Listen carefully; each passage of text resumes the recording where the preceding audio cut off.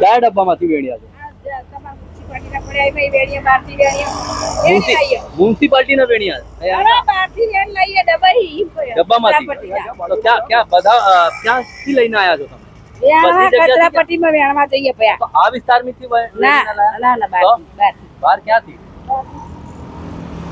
આડે વેણવા જઈએ તો દરરોજ લઈને આવો છો ના ના તો મહિને વેણી લાવીએ તો આડે ભાઈ તો આ દારૂની પોટલી છે દેશી દારૂની પોટલી છે તે શું થઈ એવું થયું પણ કયા વિસ્તારમાંથી આ પોટલીઓ બધી લઈને આવ્યા છો તમે હે આડે વેણ લાવીએ ઈ ખબર જો ને ફોટા પડે અરે પણ ફોટા પાડો છો પણ તમે અહીંયા ગુજરાતમાં દારૂબંધી છે તો આટલી પ્લાસ્ટિક ક્યાંથી આવે છે વેણી લાવીએ આડે ભાઈ ત્યાં મ્યુનિસિપાલિટી ડબ્બામાંથી લાયા ના ના આડે ભાઈ વેણ લાવીએ કચરાપટ્ટી ક્યાંથી કચરાપટ્ટી ક્યાંથી વેણવા જઈએ ફરી ફરી વેણ્યા આ તો ક્યાં આખા વિસ્તારમાંથી કે અહીંયા જ ખાલી હાટકેશ્વરમાંથી લાવી બધી જગ્યાથી બધી જગ્યાએ વેણ્યા આડે ભાઈ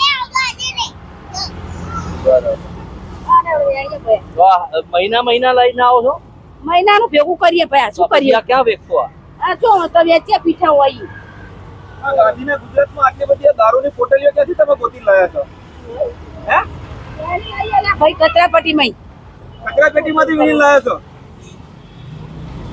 હવે ક્યાં ભંગારના ક્યાં અને વેચવાના છો તમે હે દર્શક મિત્રો આપ જોઈ રહ્યા છો અહીંયા ગાંધીના ગુજરાતમાં દેશી દારૂના ખાલી કોથળીઓ ભરીને ભેગી કરવામાં આવી છે આ વિસ્તારમાં ગુજરાત સરકાર એક બાજુ મોટી મોટી વાતો કરે છે ગુજરાતમાં દારૂબંધી છે જો દર્શક મિત્રો આ દેશી દારૂની ખાલી પોટલીઓના કોથળા ભરાય છે આ વિસ્તારમાં એનો મતલબ એવો છે કે આટલો બધો દારૂ વેચાતો હશે જો બેન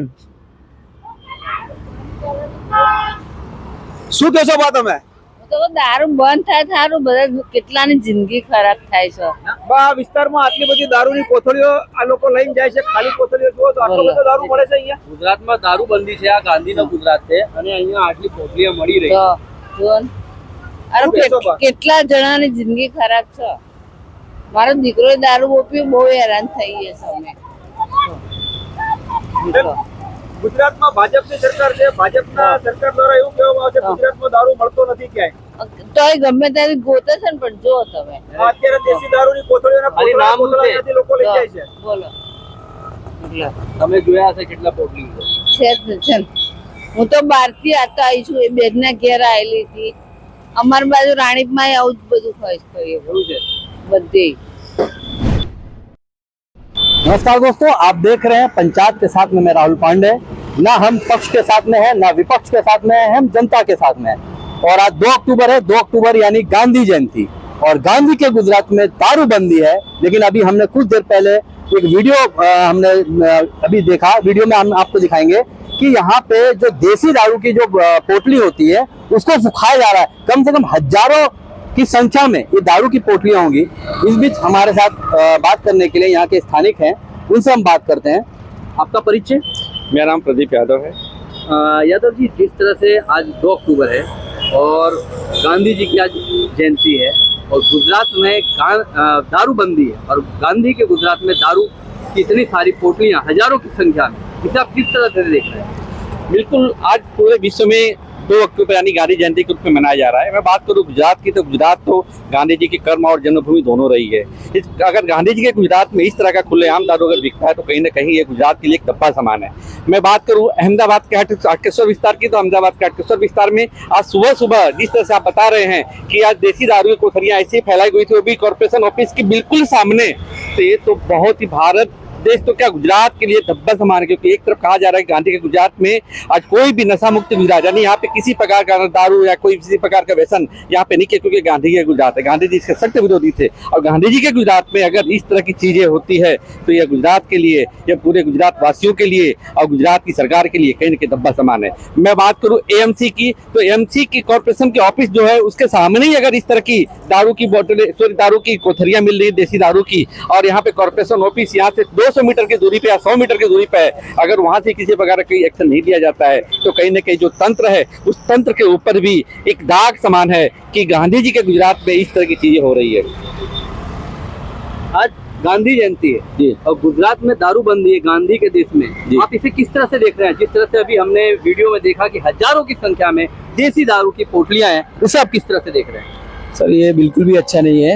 एक्चुअली यहाँ पर दारूबंदी है तो ये तो बिल्कुल भी नहीं होना चाहिए था, तो इस पे गवर्नमेंट को कड़क से कड़क एक्शन लेना चाहिए था, ऐसा मेरा मानना है सर। तो जी ये थे हमारे साथ में स्थानिक लोग, जिस तरह से गुजरात सरकार और जिस तरह से कहा जाता है कि गुजरात में दारूबंदी है, लेकिन कहीं ना कहीं वो कागजी कार्रवाई पे दिखाई देता है, जो धरातल पे है वो कहीं ना कहीं उसका मजाक बनता दिख रहा है। बाकी खबरों के लिए बने रहें पंचायत के साथ में। मैं राहुल पांडे, अहमदाबाद। નમસ્કાર મિત્રો, આપ જોઈ રહ્યા છો તેજ નેત્ર ન્યૂઝ। હું છું ભરત પટેલ। હાલ આપણે છીએ હાટકેશ્વર વિસ્તારમાં આવેલા ત્યાં વિસ્તારમાં, જ્યાં આજે આપણે એક સ્થાનિક કોંગ્રેસના અગ્રણી નેતા છે એમને મળીએ આપણે, અને એમની જાણીતી સાથે આપણે જાણીએ કે આજે 2 ઓક્ટોબર છે, ગાંધી જયંતિ છે। ગાંધી જયંતિના દિવસે સફાઈ અભિયાન રાખવામાં આવે છે, તેને લઈને આપણે પૂછશું એમને। નમસ્કાર, આપ તો આપનું નામ જણાવો। નમસ્કાર, બિપિનભાઈ ગઢવી મારું નામ છે। કોંગ્રેસનો આગેવાન છું અને અહીંથી વિધાનસભા લડ્યો છું। સાહેબ, આજે ગાંધી જયંતિ છે, 2 ઓક્ટોબર ગાંધી જયંતિના દિવસ તરીકે ઉજવવામાં આવે છે, તો એને લઈને શું કહેશો આપણે? ગાંધી એ આ દુનિયા માટે અને એમાંય માનવજાત માટે એક આદર્શ વ્યક્તિત્વ આપણી સામે ખડું થયું છે। ગાંધીજીએ લાકડીના સહારે દેશને આઝાદી અપાવી, ગાંધીએ સ્વચ્છતા અભિયાન, ગાંધીએ આર્થિક, માનસિક, શારીરિક, બૌદ્ધિક, સામાજિક, શૈક્ષણિક, સમાજના સમગ્ર વિષયો પર તેને પ્રકાશ ફેંક્યો અને એને માનવજાતને ઉજાગર કરી। માનવજાતને કેમ જીવવું, કેમ વર્તવું, લોકશાહી શું છે, એને સમાજવાદ શું છે, ગાંધીવાદ શું છે, એને આખી માનવજાતને એ આદર્શતા બતાવી। એ મહાત્મા ગાંધીએ સૌથી પહેલાં સ્વચ્છતા અભિયાન એને ચાલુ કર્યું। સાહેબ, સ્વચ્છતા અભિયાનને લઈને વાત કરીએ તો હાલ અમે 15 મિનિટ પહેલા અહીંથી જ્યારે નીકળતા હતા ત્યારે હજારોની સંખ્યામાં સાહેબ દેશી દારૂની કોથળીઓ જે સુકવવામાં આવી હતી રોડ ઉપર, જે બિલકુલ કોર્પોરેશનના ગેટની બાજુમાં છે, હજારોની સંખ્યામાં જે અમારા મીડિયાના કેમેરામાં કેદ થયેલી છે કોથળીઓ, એ મહિલા જે સફાઈકર્મી મહિલા છે એના દ્વારા કોથળીઓ બધી એના ગોડાઉનમાં ભરવામાં આવતી હતી, એના ઠેલામાં ભરવામાં આવતી હતી, તો એને લઈને શું કહેશો સાહેબ? ગુજરાતમાં તો દારૂબંધી છે, તો આટલી બધી દારૂની કોથળીઓ સાહેબ આવે છે ક્યાંથી? સાહેબ, આ મહાત્મા ગાંધીના ગુજરાતમાં જે દારૂબંધી એ ખાલી નામની રાખી છે આ લોકોએ। બીજેપીના રાજમાં આજે ઘેર ઘેર દારૂ વેચાય છે અને દારૂના કારણે લાખો લોકો બિચારા અપંગ થઈ જાય છે, પાગલ થઈ જાય છે, અને એ લોકોની એવી દુર્દશા થઈ ગઈ છે કે દારૂ પર જ એ લોકોનું જીવન દારૂમય થઈ ગયું છે। અને આ હપ્તા રાજ થઈ ગયું છે।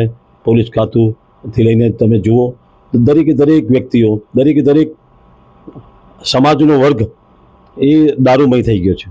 દારૂબંધી ખાલી નામની રહી છે।